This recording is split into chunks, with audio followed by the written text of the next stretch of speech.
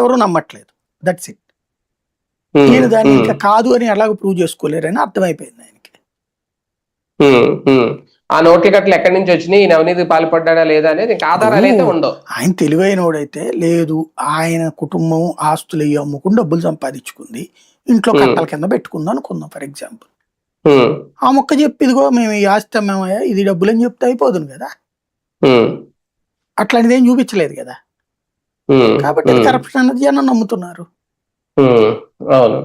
అంటే ఇక్కడ ఒక జస్టిస్ కాబట్టి ఇలా జరిగింది సార్, ఒక జడ్జి గారు కాబట్టి.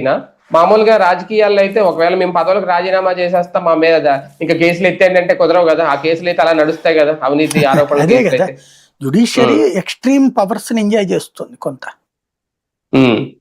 అదేంటంటే మేము కాన్స్టిట్యూషన్ సేవ్ చేస్తున్నాం కాబట్టి, కాన్స్టిట్యూషనల్ సేవియర్స్ కాబట్టి మాకు ఆ రైట్స్ ఉండాలని తనకి తాను భావిస్తుంది. అదే చెప్తుంది తన తీర్పుల్లో కూడా పదే పదే. కాకపోతే ఈయన ఎక్కడ బాధపడ్డారంటే 12 ఏళ్ళుగా జడ్జిగా కొనసాగి ఇప్పుడు ఈ ఆరోపణ ఎదుర్కోవడం అనేది ఈయన కాస్తంత ఆవేదన కలిగించిందా? ఆవేదన అనే ఒక రకంగా పరువు పోయింది అంతే, కాదు అని నమ్మమంటున్నారు ఆయన. అది రైట్ రైట్. చూద్దాం. మొత్తానికి జస్టిస్ వర్మ గారి రాజీనామా వెనక నిజంగా ఆయన కాస్తంత ఆవేదన చెందారు అనేది. కాకపోతే సాధారణ ప్రజలు ఏంటి అంటే నిజంగా అక్కడ ఆ నోట్ల గట్ల ఆయనయే కదా